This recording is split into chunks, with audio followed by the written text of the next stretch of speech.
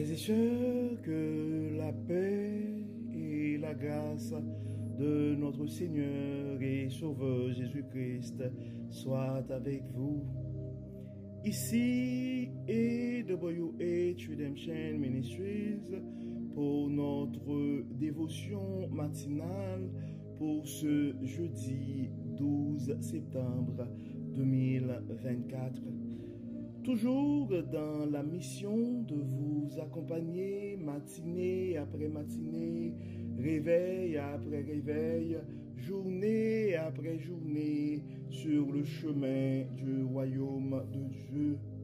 Car l'essentiel, frères et sœurs, est dans le royaume de Dieu. La force est en Dieu, la guérison est en Dieu, la joie est en Dieu, la délivrance est en Dieu, l'abondance, frères et sœurs, est en Dieu, la sagesse est en Dieu, et surtout l'espérance, frères et sœurs, est en notre Dieu. C'est pourquoi nous nous répétons à chaque instant, cherchons d'abord le royaume de Dieu et sa justice, et toutes les autres choses nous seront données en plus. Donc bon réveil mon frère, bon réveil ma soeur. C'est ici la journée que l'Éternel a faite, et qu'elle soit pour nous un sujet de gloire et de louange. Oui, frères et sœurs, nous devons nous réjouir dans le Seigneur, car si Dieu nous garde encore en vie, c'est parce que tout simplement, il a un projet pour nos vies. Oui, frères et sœurs, beaucoup n'ont pas survécu cette nuit. Beaucoup ne se sont pas réveillés ce matin. Mais toi, tu es compté ce matin parmi ceux qui respirent. Et le psalmiste nous dit que tous ceux qui respirent louent l'Éternel. Louons notre Dieu ce matin. Rendons des actions de grâce à ce Dieu bienveillant, miséricordieux ce matin. Oui, celui qui a manifesté sa miséricorde en notre faveur, nous devons le louer. Oui, la miséricorde de Dieu, frères et sœurs, dure à toujours. Et c'est pourquoi nous devons unir nos voix avec les anges, avec les archanges pour crier Ebenezer, Ebenezer. Jusqu'ici, l'Éternel nous a secourus. Oui, frères et sœurs, c'est une grâce de pouvoir commencer notre journée ce matin avec Dieu. Car un réveil avec Dieu nous offre cette opportunité d'avoir une journée remplie de sa faveur. Et si nous arrivons à accumuler des journées remplies de la faveur de Dieu, journée après journée, nous allons finir par avoir une année 2024 remplie de sa bonté, car l'année 2024 est décrétée à AWH Redemption Ministries, l'année de la bonté de Dieu. Et si nous arrivons, frères et sœurs, à accumuler des années remplies de la bonté de Dieu, nous allons finir par avoir une vie comblée de ses plus riches bénédictions sur plusieurs générations. C'est pourquoi mon frère, c'est pourquoi ma soeur, si tu as cette opportunité de pouvoir partager ce message à un frère ou à une soeur, nous vous invitons à le faire, car on ne sait jamais ce que la parole de Dieu peut faire dans la vie de l'un de ses enfants bien-aimés. Et si vous n'avez pas encore souscrit à notre chaîne YouTube, nous vous invitons à le faire. Vous allez juste taper ou cliquer sur la petite cloche. De cette manière-là, à chaque fois que nous allons publier un nouveau message, donc vous allez recevoir une notification. Donc nous vous invitons à le faire, frères et sœurs, car la parole de Dieu, et il y a une puissance, on ne sait jamais ce que la parole de Dieu, de quelle manière Dieu va utiliser son serviteur pour te révéler sa sagesse. Donc le texte qui nous est proposé ce matin pour ce jeudi 12 septembre, frères et sœurs, c'est le texte que nous trouvons en Actes chapitre 1er, en fait Actes chapitre 3, verset 1 à 10. Actes chapitre 3, verset 1 à 10. Un jour, Pierre et Jean montaient au temple pour la prière à 3 heures de l'après-midi. On était juste en train d'y porter un infirme, C'était un homme paralysé depuis sa naissance. On l'installait tous les jours à l'entrée de la cour du temple, près de la porte appelée la Belle Porte, pour qu'il puisse demander l'aumône à ceux qui se rendaient au sanctuaire. Quand il vit Pierre et Jean qui allaient pénétrer dans la cour du temple, il leur demanda l'aumône. Les deux apôtres fixèrent les yeux sur lui. « Regarde-nous, lui dit Pierre. » L'infime les regarda attentivement. Il pensait qu'il allait recevoir d'eux quelque chose. Mais Pierre lui dit, « Je n'ai ni argent, ni or, mais ce que j'ai, je te le donne. Au nom de Jésus, Christ de Nazareth, lève-toi et marche. » Et en même temps, il le prit par la main droite et le fit lever. Aussitôt, ses pieds et ses chevilles se raffermirent. D'un saut, il fut debout et se mit à marcher. Il entra avec eux dans la cour du temple. Il marchait, il sautait de joie et louait Dieu. Tout le monde le vit ainsi marcher et louer Dieu. On le reconnaissait. C'était bien lui qui était toujours assis à mendier près de la belle porte du temple. En voyant ce qui venait de lui arriver, les gens étaient remplis de stupeur et de crainte. Quant à lui, il ne quittait plus Pierre et Jean. Tout le peuple accourut et se rassembla autour d'eux dans la cour du temple, sous le portique de Salomon, et ils étaient stupéfaits. Nous venons de lire, frères et sœurs, le texte que nous trouvons en Actes chapitre 3, versets 1 à 11, et nous avons lu la version La Bible du Semeur, et le titre de ce texte est La guérison du paralysé. En fait, on voit que c'était un miracle qui a été opéré par Pierre et Jean. Depuis cette semaine, frères et sœurs, nous commençons quand même avec les textes qui nous sont proposés depuis cette semaine. Ce sont les textes que nous trouvons en Actes. Et donc, on a vu la promesse du Saint-Esprit, on a vu le don de l'Esprit. Et donc en Actes chapitre 1er, on a vu la promesse de l'Esprit. En Actes chapitre 2, on a vu le don de l'Esprit. Et en Actes chapitre 3, on voit que l'Esprit Saint a été promis. Les apôtres ont suivi les instructions de Jésus et ils ont reçu effectivement le Saint-Esprit.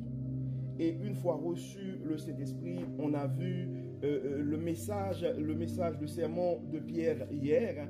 Et maintenant, on commence à voir la guérison d'un paralysé.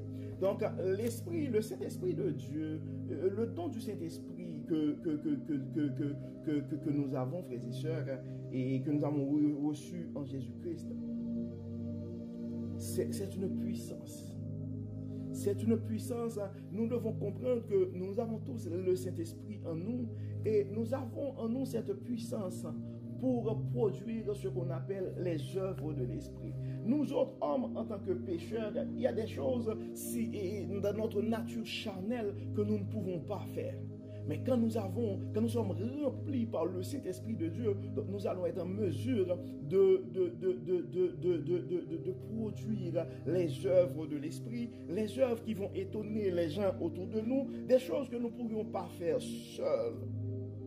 Donc dans le texte, on voit la première chose que nous devons regarder, frères et sœurs, et un jour Pierre et Jean montaient au temple pour la prière. Donc c'est important la prière à 3 heures de l'après-midi. Donc, c'était important pour eux autres de prier. Donc, même quand on reçoit le Saint-Esprit, même quand Pierre avait fait un sermon extraordinaire, mais il y avait une nécessité pour aller au temple à 3 heures pour prier. On était juste en train d'y porter un infirme. C'était un homme paralysé depuis sa naissance. Généralement, quand quelqu'un est né, par exemple, avec un handicap ou une paralysie, quelque chose, donc généralement, dans la tête des gens, c'est fini. Et il n'y a pas possibilité de recouvrir la vue quand quelqu'un, par exemple, quand quelqu'un est né avec quelque chose pareil, avec une paralysie quelconque.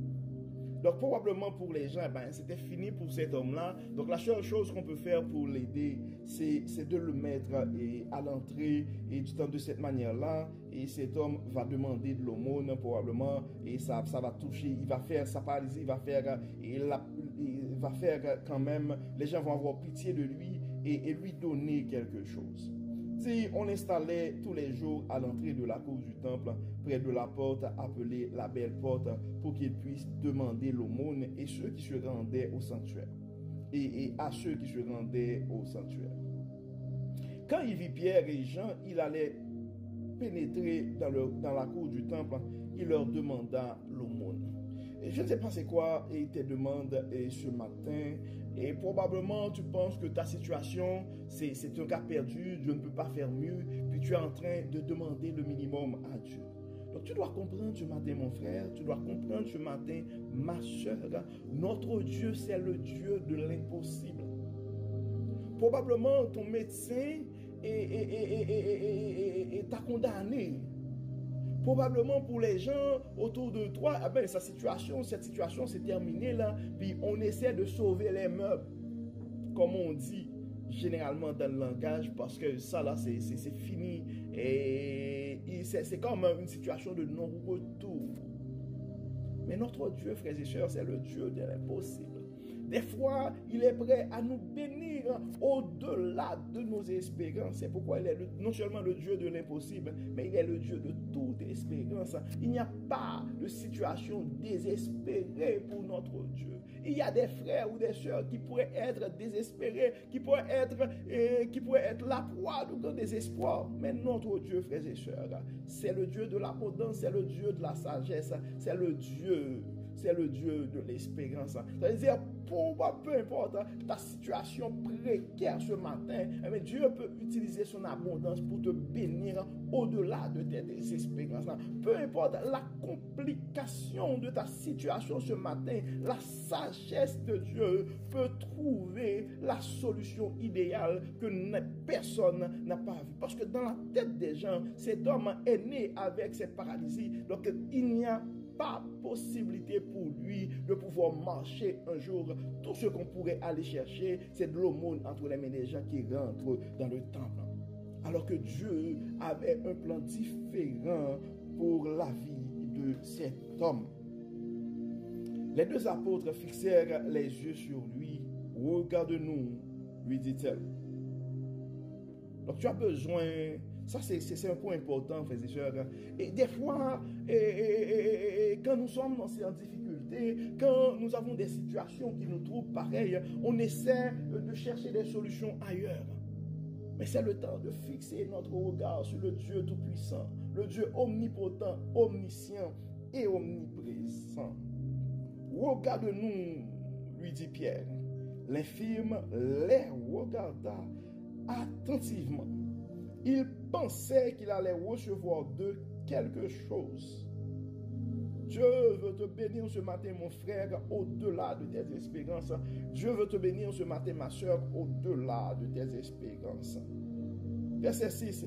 Mais Pierre lui dit, je n'ai ni l'argent, ni or, mais ce que j'ai, je te le donne. Au nom de Jésus de Nazareth, lève-toi et marche. Ce matin, c'est ton moment, mon frère. Ce matin, c'est ton moment, ma soeur. Je ne sais pas c'est quoi ton plus grand problème, mais c'est le temps de fixer Dieu,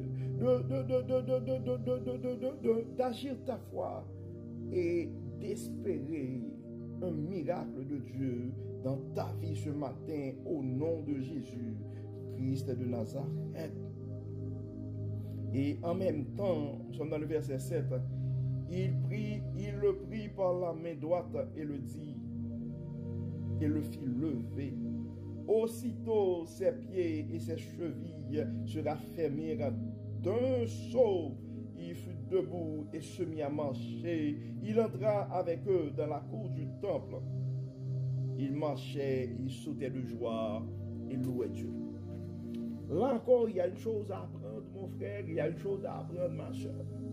Quand Dieu va te délivrer, des fois, quand Dieu nous délivre, avant de rentrer dans le temps pour aller louer Dieu, avant d'accompagner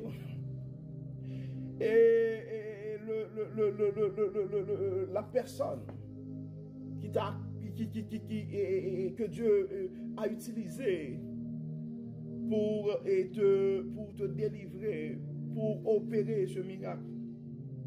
Des fois, nous sommes excités à l'éprouver aux autres, à les faire voir aux autres. Et voilà, maintenant, ma situation a changé.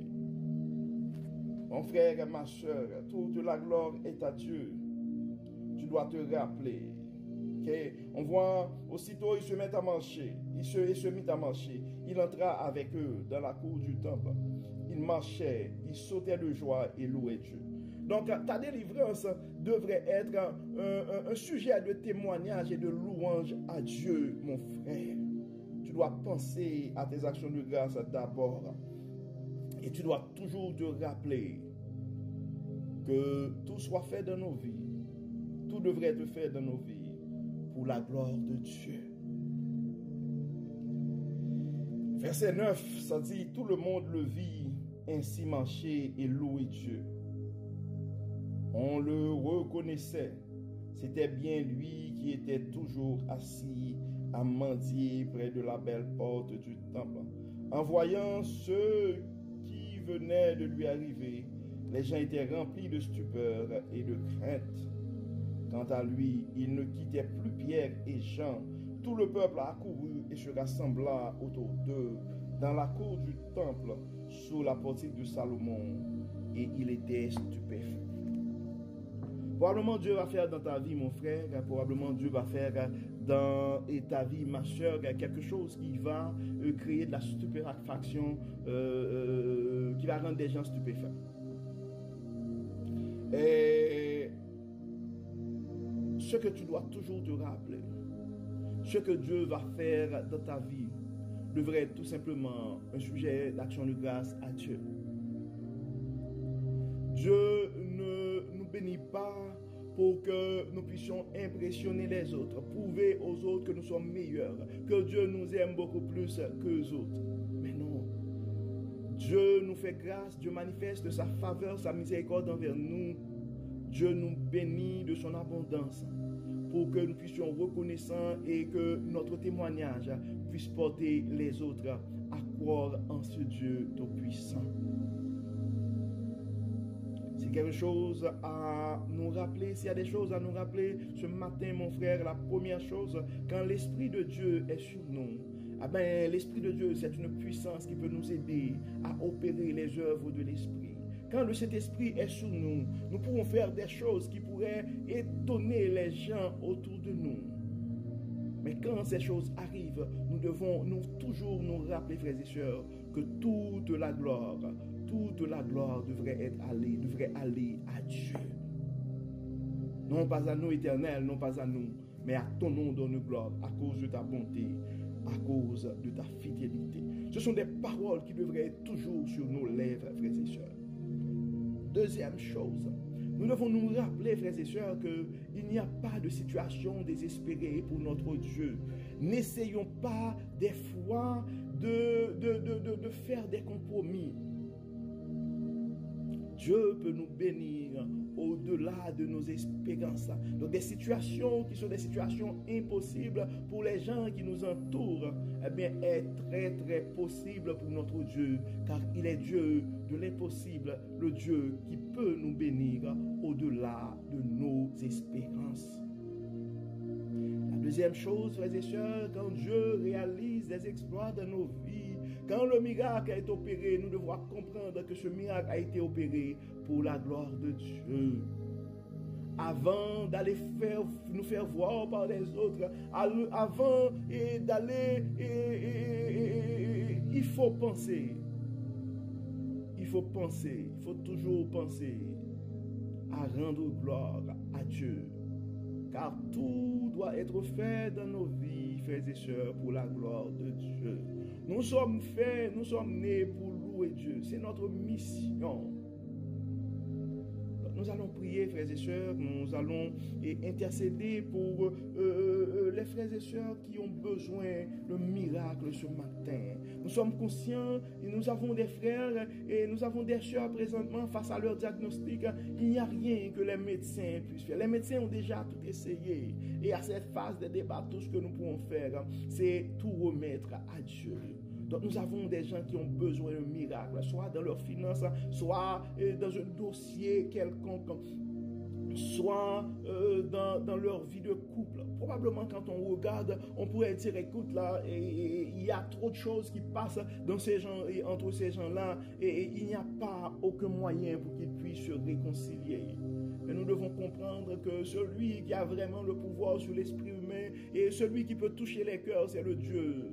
C'est le Dieu de toute sagesse. Et celui qui peut changer le désert et en des déserts en source, c'est notre Dieu. Celui qui peut donner vie à des ossements desséchés, c'est notre Dieu. Donc il n'y a pas de situation désespérée pour notre Dieu. Donc nous sommes invités à agir notre foi ce matin et aller vers ce Dieu pour lui demander de faire quelque chose au-delà de nos espérances. Et nous allons demander aussi à ce Dieu la sagesse de pouvoir toujours manifester notre reconnaissance, non seulement à ceux qui nous ont aidés dans la vie, mais aussi à lui. Commencez par donner gloire à lui, car il est le pourvoyeur par excellence. Il est notre berger, notre protecteur. Prions Dieu, frères et sœurs. Dieu de bonté, Dieu de miséricorde, nous te disons merci Seigneur pour ton amour, merci pour ta grâce, merci pour ta parole, merci Seigneur pour le don du Saint-Esprit qui est une puissance en nous. Nous te demandons encore une fois, Dieu Tout-Puissant, de nous aider, de nous garder, de nous aider à garder ta parole dans nos cœurs, de nous aider et à ne pas attrister ton Saint-Esprit qui est en nous. Dieu clément, Dieu de bonté, Dieu de toute espérance, le Dieu omnipotent, omniscient et omniprésent. Nous remettons entre tes mains ce matin des frères et des sœurs qui ont des diagnostics. Et quand on regarde les pronostics des médecins, et nous ne pouvons que nous tourner vers toi. Dieu clément, et toi le grand guérisseur, toi le médecin par excellence, guéris ce matin. Opère et ce miracle dans la vie et de ses frères et sœurs ce matin. D'autres ont des soucis majeurs au niveau de leurs finances. Toi, le Dieu de l'abondance, nous demandons de pouvoir à leurs besoins. Dieu clément, d'autres ont des problèmes de couple. Toi, le Dieu de toute sagesse, touche les cœurs et ramène ensemble ces familles déchirées. Tu les connais par leur nom, tu connais leurs adresses, tu connais leur situation, tu connais les enjeux. Nous te demandons, Dieu clément, d'utiliser le pouvoir de ton Saint-Esprit pour les remettre ensemble pour la gloire de ton nom. D'autres familles ont des soucis avec les enfants. Probablement, il y a des enfants qui ont laissé la maison et ça fait le chagrin des parents. Dieu clément, nous te demandons là où ces enfants sont, nous te demandons de les toucher et comme tu l'avais fait pour l'enfant prodigue. Nous avons d'autres qui ont probablement un dossier au niveau des tribunaux. Et il y a probablement d'autres qui ont un dossier au niveau de l'immigration. Il y a d'autres qui ont probablement un souci quelconque. Dieu de toute bonté, Dieu de toute miséricorde, apporte ta paix, apporte ta joie, apporte ton abondance, apporte ta délivrance, apporte ta sécurité dans la vie de tes enfants. Et aide-nous surtout, Seigneur, à garder ta parole dans nos cœurs. Aide-nous, Dieu puissant, et à garder vivant ton Saint-Esprit en nous. Touche-nous, Dieu puissant. Inspire-nous, Dieu Tout-Puissant. Protège-nous, Dieu clément. Tu connais nos faiblesses, tu connais nos manquements, tu connais nos inquiétudes. Opère un miracle, ce Dieu clément, dans la vie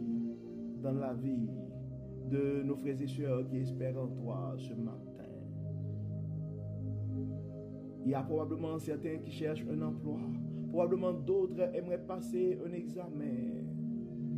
Il y a probablement certains qui ont des soucis avec leur entreprise et ne savent pas quoi faire exactement. D'autres, ça pourrait être des problèmes de famille, des problèmes de santé. Nous les remettons tous entre tes mains, nos frères et sœurs. Nous remettons nos aînés entre tes mains qui commencent à avancer en âge. Nous remettons entre tes mains et les jeunes familles. Nous remettons entre tes mains des parents qui se posent plein de questions par rapport à l'avenir de leurs enfants ou par rapport à leur retraite. Nous remettons entre tes mains ceux qui probablement sont en train de pleurer le départ de notre cher Dieu de toute consolation. Nous te demandons de les consoler. Et il y a d'autres qui sont probablement désorientés dans la vie. Dieu, nous te demandons de les faire le don de ta sagesse afin qu'ils puissent s'orienter dans ta vie. Donne-nous, Seigneur, et à nous rapprocher de plus en plus de toi. Aide-nous, Dieu clément, et à ne pas nous laisser distraire par d'autres choses et à suivre notre parcours sur le chemin du royaume. Bénis, Seigneur, guéris, Seigneur, guide-nous, accompagne-nous, Dieu clément. Montre-nous exactement la voie que nous devons prendre pour la gloire de ton nom. Au nom de Jésus, nous prions. Amen. Amen. Frères et sœurs, nous arrivons au terme de notre dévotion pour ce jeudi et 12 septembre 2024. Et nous espérons que votre âme a été bénie. Et d'ici là, nous vous souhaitons une excellente journée sous le regard du Dieu Tout-Puissant. Que le Seigneur nous bénisse, que le Seigneur nous protège, que le Seigneur nous accorde sa grâce et sa paix. Au nom de Jésus. Amen. Amen. Frères et sœurs, nous arrivons au terme de notre méditation pour ce jeudi. Et nous espérons encore une fois que votre âme a été bénie. Et si vous n'avez pas encore souscrit à notre chaîne, nous vous invitons à le faire. Car on ne sait jamais ce que la parole de Dieu peut faire dans la vie de l'un de ses enfants. Encore une fois, bon jeudi frères et sœurs. Restons dans la paix du Seigneur. Et à demain.